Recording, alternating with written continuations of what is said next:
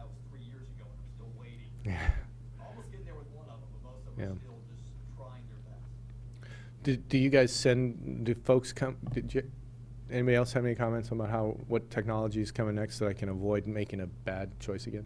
Right. I mean, like you said, with the audio problem with the flip one, there's a lot of point and shoots now that have the maneuverability of bigger cameras, with the ISO and stuff, but also have the video capability, which is much better audio.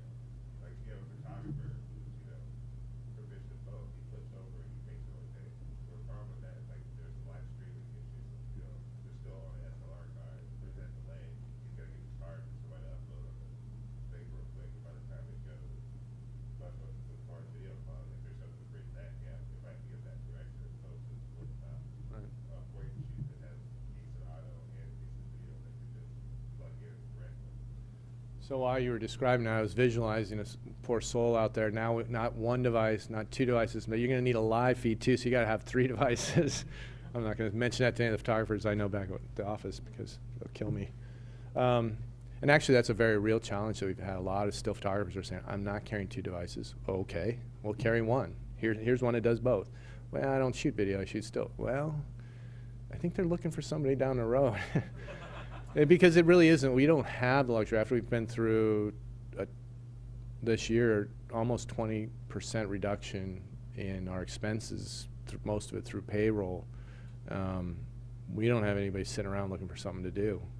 And so that cuts both ways. It makes it easier to make the comment that, there are people who want this job who will do this because that's what we need to do to survive, and we can use that to kind of help them see the merit of participating.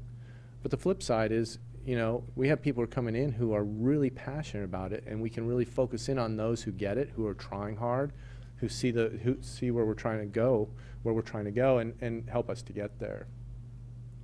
I think the other, maybe the last thing about the whole video newsroom challenge that we've been working through is post-production. And I don't know if anybody's found any particularly effective platforms for video editing and assembly of packages.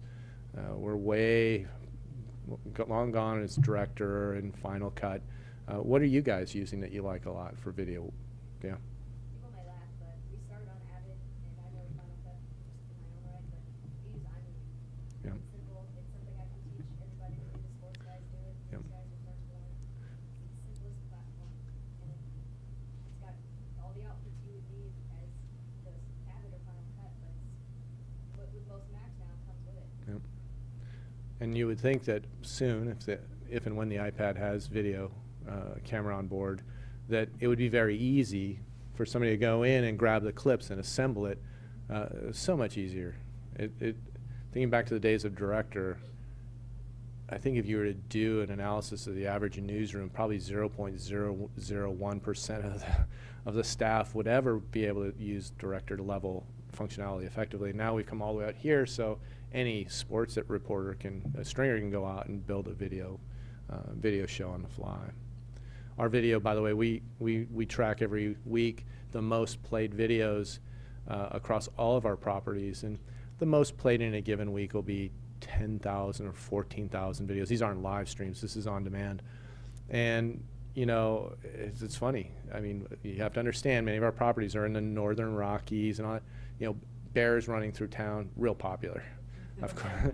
Fires and car wrecks, of course. Got one for you. Yeah. Be a video of a 6-legged deer. Come on. Seriously? Really? 175,000 views. Every major network picked it up. I think we need to go online and find that video. I've not seen a 6-legged deer. That's incredible. All right. See, he's got a little plug-in too. Our paper in Munster, Indiana, it just goes to show that the sources of video, they're everywhere now. I mean, everywhere. It was a parking lot of a shopping center, 10 in the morning, and there are cameras on top of every light post apparently. And we were able to get from the Department of Transportation this video that we assembled of this woman in her minivan going really fast to the parking lot and then right across in front of a freight train and got T-boned. That thing was viral, and it was not, I'm not making light of the situation that happened in that situation because there are kids in the car too.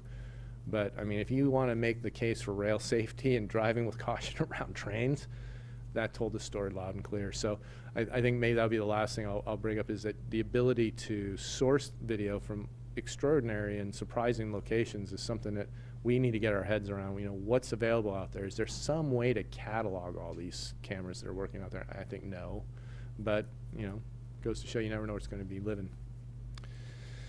So, do you guys think that a smoke jumper team like this, equipped with these kinds of packs, would be a viable journalistic undertaking for either a company like Lee or a large metro? I mean, is this something that's, is there enough utility there?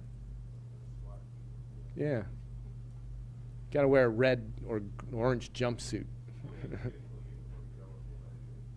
A special hat.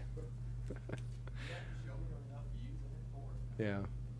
Cost of that is probably, how much those things